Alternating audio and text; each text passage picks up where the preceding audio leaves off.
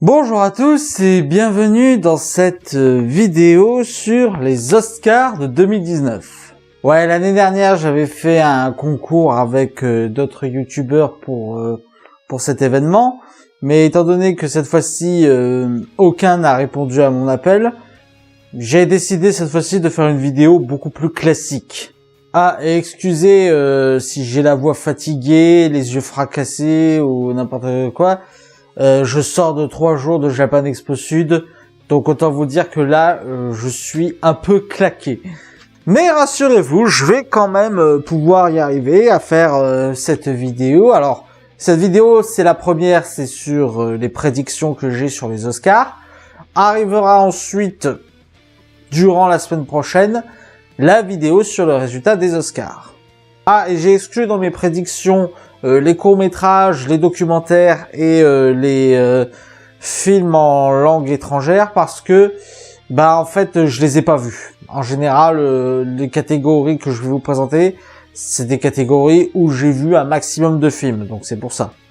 On commence par les meilleurs effets visuels. Alors, sont nominés Avengers Infinity War, Jean-Christophe et Winnie, First Man, Ready Player One, Solo, A Star Wars Story. Alors, il y en a deux, je ne comprends pas ce qu'ils foutent là, c'est Jean-Christophe et Winnie. Pour moi, ils sont pas du tout à la hauteur.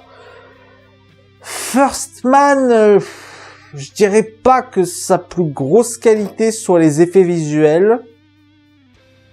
Donc honnêtement, je le vois pas. Il reste Avengers Infinity War et Ready Player One. On va pas se mentir. Ready Player One. Je veux dire, les gars, ce qu'ils ont créé avec l'Oasis, c'est absolument dingue, donc Ready Player One. Au meilleur mixage du son sont nominés Black Panther, Bohemian Rhapsody, First Man, A Star Is Born et Roma. Alors je comprends pas ce que fout Black Panther là-dedans, donc non, ce sera pas lui. Je ne dirais pas que ce sera A Star Is Born, parce que même si c'est un film à chanson, on peut pas dire que le travail sur le son soit si transcendant. Bohemian Rhapsody, pareil, ça reste, même si c'est de la bonne musique, ça ne fait pas un bon nomination sur les mixages sonores. Il en reste deux, First Man et Roma. J'ai longtemps hésité, et en fait, c'est en me disant par rapport à une autre catégorie. Comme je pense pas qu'il va remporter les deux, je ne pense pas que First Man va remporter le mixage sonore. Je pense que le mixage sonore reviendra à Roma, qui a un travail sur le son, sur les ambiances de ville plutôt intéressant. Donc voilà, pour moi ce sera Roma. Pour le meilleur montage du son, sont nominés Black Panther, Bohemian Rhapsody, First Man, Sans un bruit et Roma. Alors encore une fois, Black Panther, je comprends pas ce qu'il faut là. Bohemian Rhapsody, c'est de la bonne musique, mais on peut pas dire qu'il y a un excellent travail sur le son. Sans un bruit, ça aurait pu, mais ils exploitent pas assez leur concept. Ils exploitent pas assez leur concept pour dire qu'il y a un vrai travail sur le montage du son. Reste Roma et First Man, et c'est sur cette catégorie que je pense que First Man va gagner, parce qu'il y a tout un travail sur les silences, il y a tout un travail sur les moments de calme, les moments où il va y avoir un vacarme.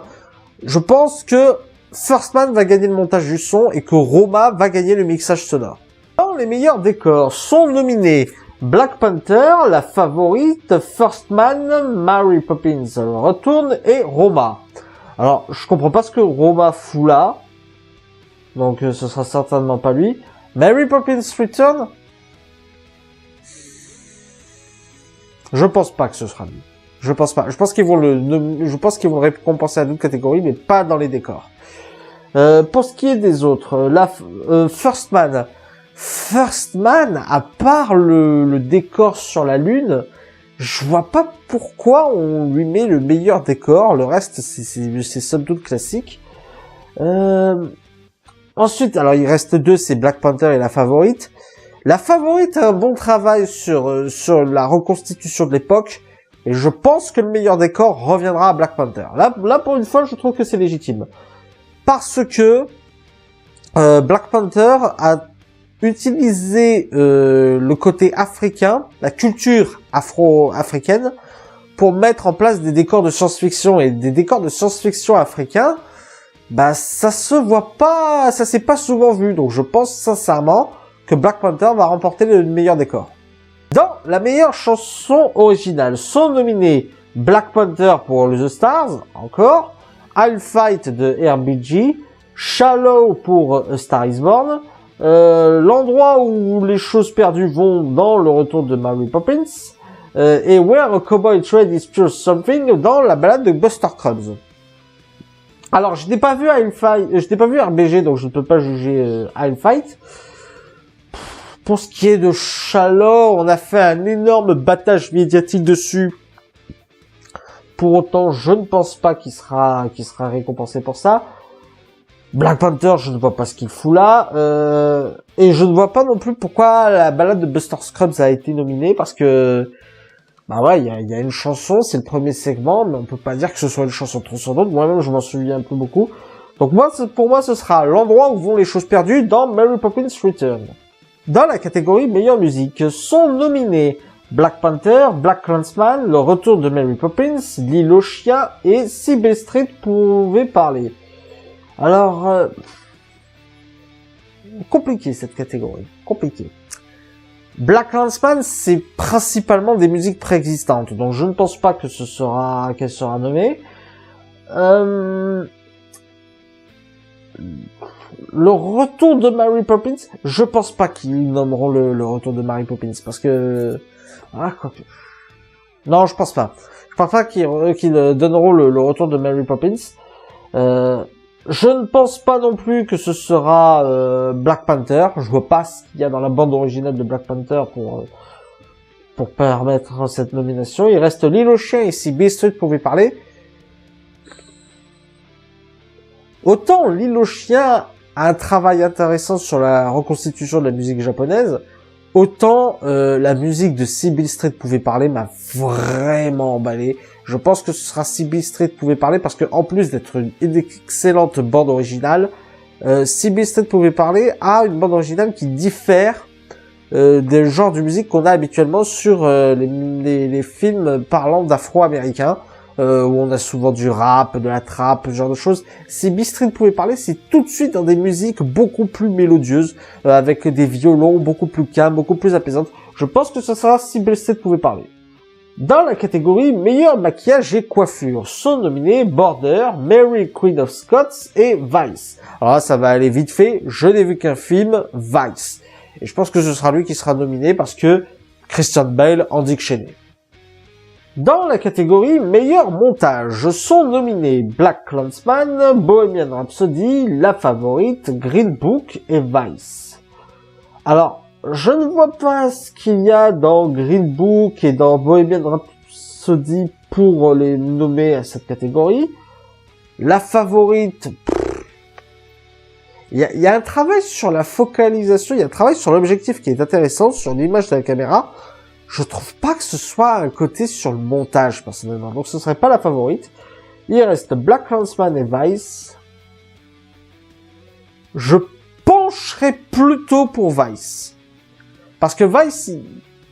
Enfin, le truc de Vice, c'est qu'il permet d'expliquer quelque chose de relativement compliqué, de relativement... comment dire, de relativement chiant. Mais tout passe par un montage dynamique, par une manière très illustratrice d'expliquer les choses. Donc pour moi, ce sera Vice. Dans la catégorie meilleure création de costume, alors nous sommes nominés La Balade de Buster Scruggs, Black Panther, La Favorite, Mary Queen of Scots ou Le Retour de Mary Poppins. Je n'ai pas vu Mary Queen of Scots. Ce sera pas Le Retour de Mary Poppins, faut pas déconner. Il reste Black Panther, La Favorite. Je vois pas ce que fout Black Panther là-dedans, encore une fois. Black Panther, il y a plein de nominations, je comprends pas pourquoi il est là-dedans. Donc il reste pour moi La Balade de Buster Scruggs ou La Favorite.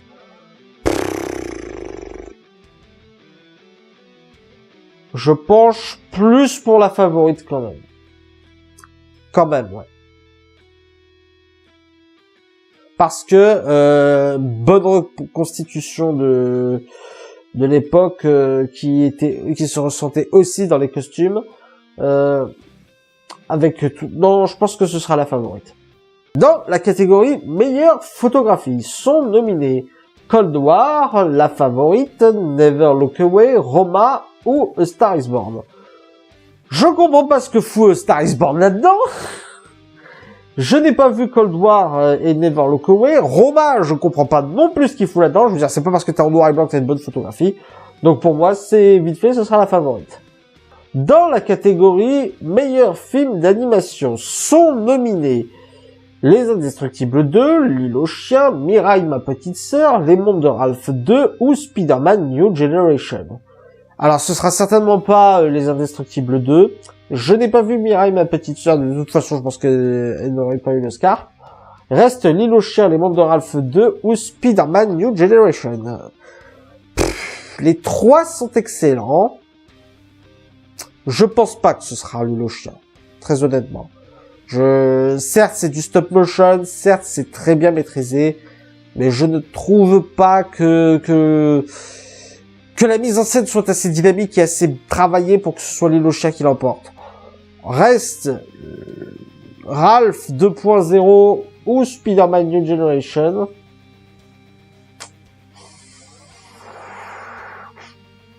D'habitude, c'est le Disney qui gagne. Donc, est-ce que ce sera Ralph 2.0 ? Mais en même temps, Spider-Man New Generation a eu un énorme battage médiatique tout autour de lui.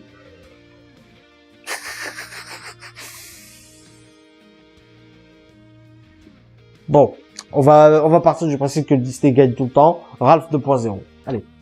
Dans la catégorie meilleur scénario original sont nominés La Favorite, Sur le chemin de la rédemption, Green Book, Roma et Elvis. Alors je comprends pas ce que Green Book et Roma, ou quoi que c'est pas vraiment des adaptations, c'était plus des biopics qu'autre chose. Donc mettre un biopic en tant que scénario original, je pense pas que ce soit le cas. Je n'ai pas vu le film Sur le chemin de la rédemption. Pour La Favorite, ouais, pour moi, ce sera La Favorite. Dans la catégorie meilleur scénario adapté, sont nominés La Balade de Buster Scruggs, Black Clansman, A Star Is Born, Sybil Street pouvait parler, et Can You Ever Forgive Me. Alors, je n'ai pas vu Can You Ever Forgive Me. Je pense pas que ce sera un film à sketch qui sera nommé, donc qui sera récompensé. Donc je ne pense pas que ce sera La Balade de Buster Scruggs. Je vois pas ce que fout Star Is Born là-dedans. Pour moi, c'est pas lui qui l'aura. Je penche plus pour Black Clansman. Ouais.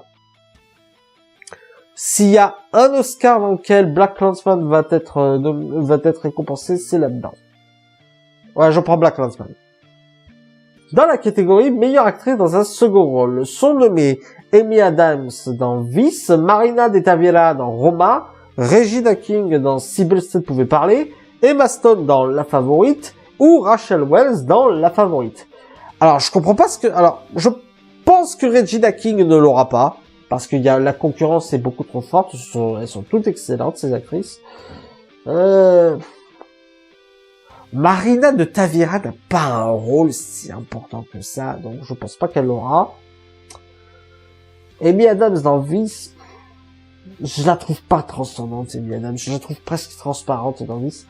Pour ce qui est de Emma Stone ou Rachel Weisz, les deux sont excellents dans ce film, mais je pense qu'Emma Stone l'aura parce que c'est celle qui dévoile un jeu beaucoup plus varié dans La Favorite.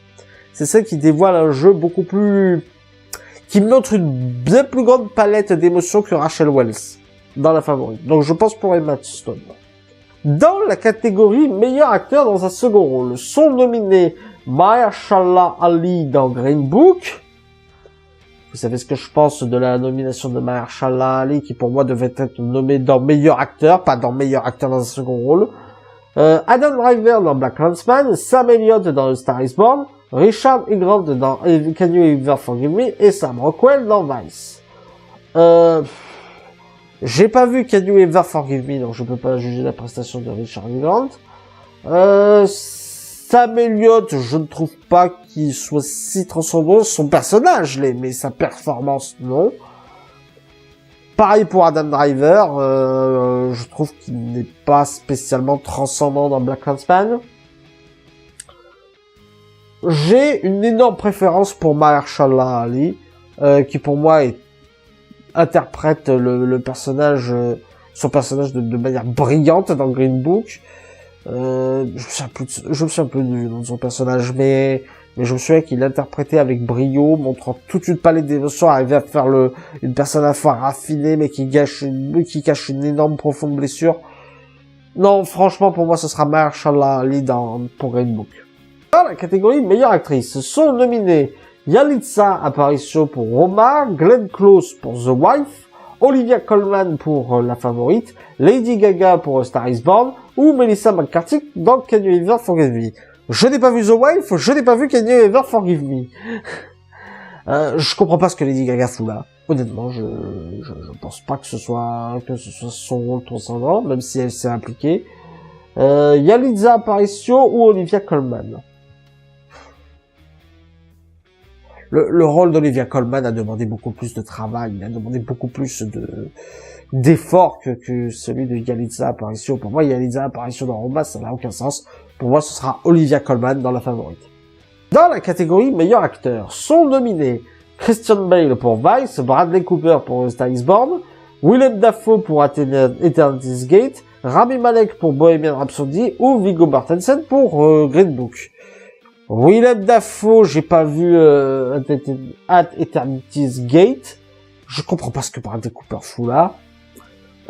Christian Bale est pas mal, mais c'est surtout son maquillage qui fait c'est surtout son maquillage qui est souligné. Donc je pense pas que ce sera Christian Bale. Il reste Rami Malek ou Viggo Mortensen. Rami Malek pour Freddie Mercury. Déjà, le rôle est énorme, mais en plus, il a été arrivé à l'interpréter à la perfection, à reprendre ses mimiques. Donc pour moi, ce sera Rami Malek dans Bohemian Rhapsody. Dans la catégorie meilleur réalisateur, sont nominés BlacKkKlansman, Cold War, La Favorite, Roma ou Vice. Je n'ai pas vu Cold War. Enfin, je n'ai pas vu. Ce sera pas Roma. Ce sera pas Roma parce qu'ils oseront pas. C'est un film Netflix, ils voudront pas. J'hésite entre BlacKkKlansman, La Favorite ou Vice. Je trouve pas qu'il y ait grand chose à retirer de La Favorite, donc je pense pas que ce sera elle. Entre BlacKkKlansman ou Vice, pas de question. Je sèche un peu. Je pencherai plus pour BlacKkKlansman, quand même. Je pense que le meilleur réalisateur, ce sera pour Spike Lee, pour BlacKkKlansman. Et enfin, dans la catégorie meilleur film, sont nominés Black Panther, BlacKkKlansman, Bohemian Rhapsody, Green Book, Roma, A Star Is Born ou Vice. Alors déjà, on va dégager A Star Is Born et Black Panther parce que je ne comprends pas ce qu'ils foutent là. BlacKkKlansman ne fera pas la doublette meilleur film, meilleur réalisateur. Il reste Bohemian Rhapsody. Bohemian Rhapsody, je le dégage parce que j'ai beaucoup aimé le film, mais c'est surtout pour la musique de Queen. Donc, il reste Green Book, Roma ou Vice. Ils nommeront pas, ils ne célébreront pas un film Netflix. Donc, Roma ne l'aura pas. Il reste Green Book ou Vice. Et je pense que ce sera Vice. Je pense que le meilleur film sera Vice. Voilà. Voilà, c'était mes prédictions pour les Oscars de 2019. N'hésitez pas à donner vos propres prédictions dans la description. Moi, de mon côté, je vous donne rendez-vous pour la semaine prochaine pour voir si j'ai juste dans mes pronostics. Allez, ciao!